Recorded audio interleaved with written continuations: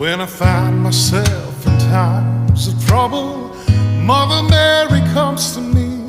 speaks